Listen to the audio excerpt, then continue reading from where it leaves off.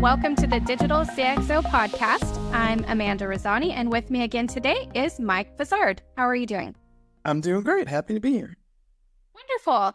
Well, you recently wrote an article about Salesforce, and they have some new offerings in the AI space, especially with their Einstein AI. So what do we need to know about this? Well, I think this is going to be a good example of what we're going to see across the board here when it comes to automating processes in the age of generative AI. So if you take a look back at what they've done is they have MuleSoft, which is an API integration platform, and then they have Salesforce, which is evolving into a set of SaaS applications that you can extend and build these various workflows around, and that's all good. And then the third piece is they have this Einstein platform, which is kind of an orchestration engine for accessing various AI models. Now, what all that means from a digital CxO perspective is historically, if I wanted to automate a process, I kind of had to go find somebody either to write the code at a low level, or I had to go find somebody who could write it at a higher level using a low-code, no-code tool. Now, if I wanted that to happen, I had to get the subject matter expert involved with the developer, and the two of them might come together and have something interesting in 3 to 4 months. And often it probably didn't look all that great and probably didn't scale, and there were probably security issues that had to be dealt with as well. As we evolve, you've seen the rise of prompts, and these are prompts in the context of a generative AI platform that just lets you write in natural text what you want the platform to do. And you fine tune it as the responses come in. But you can also start to think about this in ways where I can daisy chain a bunch of prompts together to automate a process. I can now connect the dots, and the LLMs are getting smarter and they have reasoning engines built into them. So we're going to have to figure out ultimately, how many processes can we automate just by letting the subject matter expert do that using the LLMs and natural language, versus how many are we going to actually need to go write some code for that requires a low-code tool or some other type of tool to go build that. And I think each digital CxO will need to figure out what's the right mix there. But my gut's telling me right now in the long term, it might be as much as 80% of the automations are just going to be recombining prompt libraries versus building and writing applications the way we used to.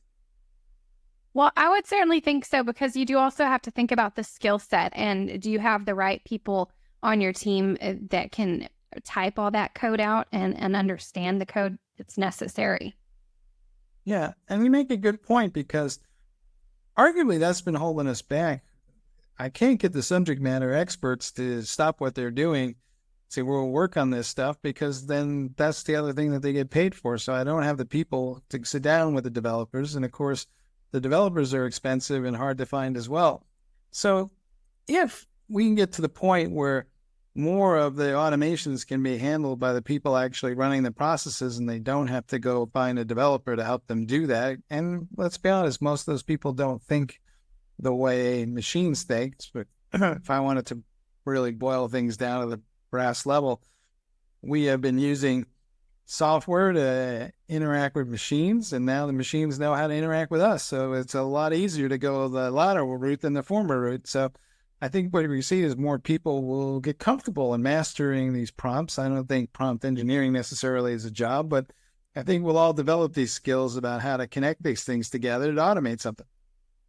Absolutely. And I think everyone's playing around with prompt engineering. And on any day, I can look on LinkedIn and see someone else posting a whole bunch of engineering prompts that are out there shareable to use.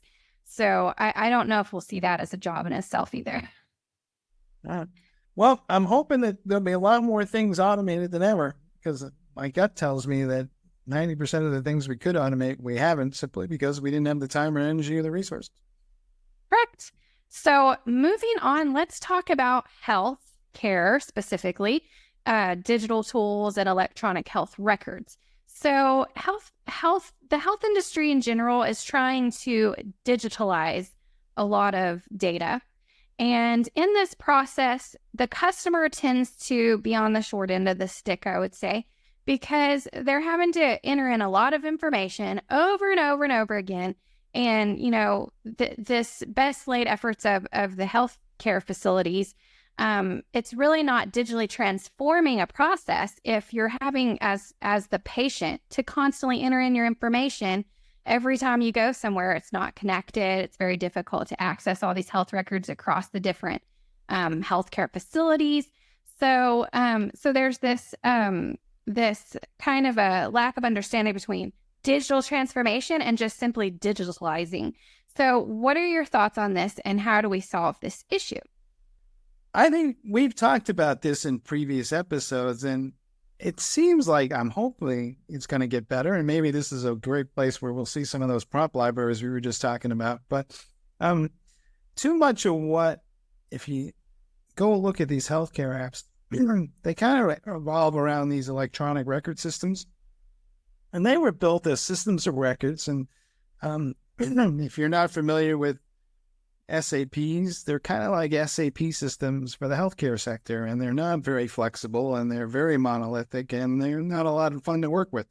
So I think a lot of the people who are put in front of these things just follow along or do the best they can.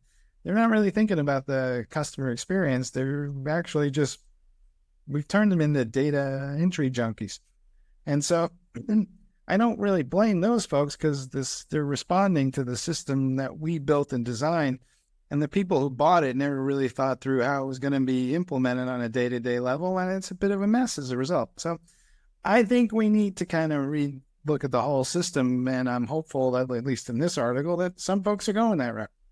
Yeah, so if you want more information about this issue, definitely check digitalcxo.com and read this article. It's share some information about how to handle this situation, and potentially harnessing AI could help. So next up, we haven't heard or spoken about this in a while, the metaverse. This was really like all the rage, maybe say a year or so ago, and then it kind of fizzled out. But now it's back in the spotlight a little bit more. It was never gone. But as AR and VR tools are becoming more accessible and a little less expensive, and more out there, companies are looking back at how can we harness the metaverse? What is the metaverse? They still don't quite all understand what it is, how to use it, what benefit is it going to give to their customers. But as this becomes more accessible, they're looking at it. So what are some of your thoughts? I always thought that the business corollary of the metaverse is what we call a digital twin, right? And I think there are plenty of applications for people wearing glasses to create some sort of metaverse experience for training is a great example. And a lot of that can involve, essentially a digital twin of, I don't know, I'll pick an aircraft engine or something that we need to train somebody on. I think that's a huge opportunity. And I think that has been kind of rolled up into metaverse for business, as it were. Then there's metaverse for consumers. And I don't know, I don't quite see that part yet, just because I don't think a lot of people want to wear these big clunky glasses just yet. I know there are some kids that will go play, and that's all fine. But even them, I notice they get tired because, wow, the gear starts to come down on the top of their nose, and it gets all red, and it's uncomfortable. And so I think we're a couple of generations away from making this, mainstream, but I think like most things, there'll be some steady growth as we go along. Yeah, absolutely. And those headsets can get really heavy. I was at a conference last week, and I went a couple of times to the VR sandbox gaming experience and played some different like dragon hunting and other games. And by the end, I was so sweaty and my face was so red and hot. But there are, people are looking into, some of the companies are looking into just regular glasses like what you're wearing that can give us that same, the same benefit, but on a much more comfortable scale. So who knows where the future lies with this. But the other question is the return on investment, and companies aren't really sure, cost wise, if it's going to be worth it or not. So we'll just have to see. Yeah, I think Apple is probably at the forefront of this, along with Microsoft, who had that HoloLens for a while, but still has it. But they're going to drive that experience. Is going to get better and better over time. And as that becomes a better experience, then all this other stuff will open up. Yep, absolutely. So next up, you wrote an article recently about DevOps and the network edge. So can you share with us a little bit more about this? Normally, I wouldn't geek out too heavily on the digital CxO, but I know that all of you have encountered the following scenario. You build an application and it looks great, and then you start rolling it out, and suddenly some end user in, I don't know, Green Bay is not having a great experience, and yet everybody who's in New York or San Francisco is doing just fine. That's called the internet performance problem. And what happens is like there are so many layers of services on the internet, from CDNs and all kinds of stuff that we're using, that we don't have any visibility into what the actual end user experience is.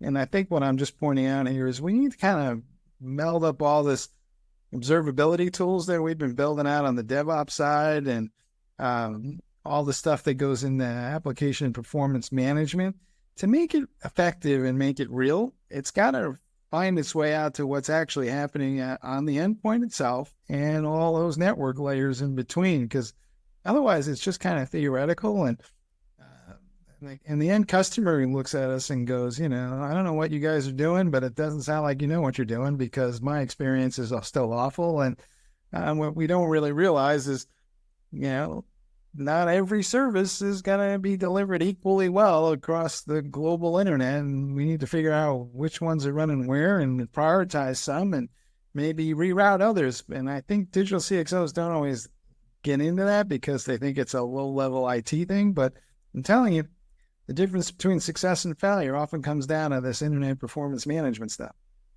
Certainly. And especially as we have more and more technology at the edge that more and more consumers are using. So we want to be able to deliver the best service.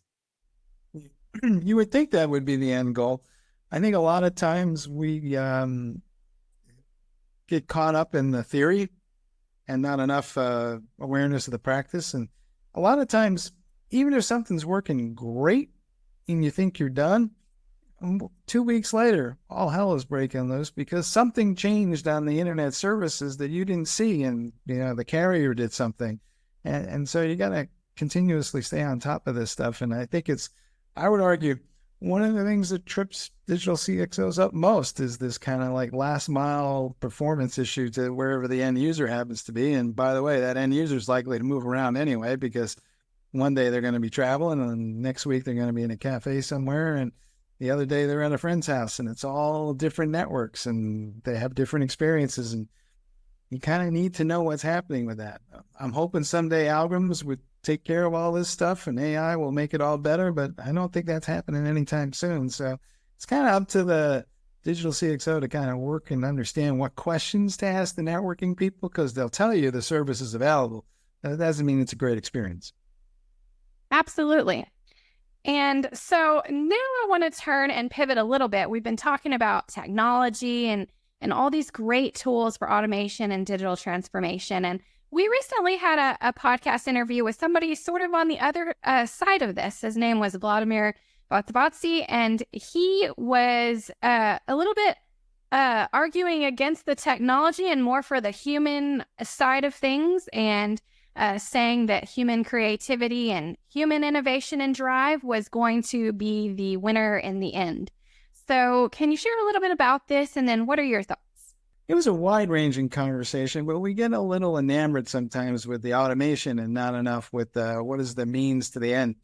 And the thing about it is, so yes, I can automate all these marketing motions, but I wind up taking out the humanity of the interaction with the brand, especially, is his point.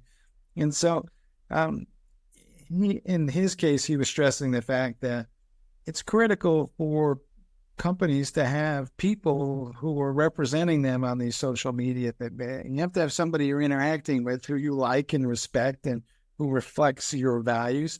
Otherwise, it's just, a constant barrage of unengaging content that just kind of says, look here, look at me, and lacks the that little touch that makes people want to actually do something versus just kind of scrolling through it and looking at it as yet another advertisement that came over somehow or other and that they're trying to ignore.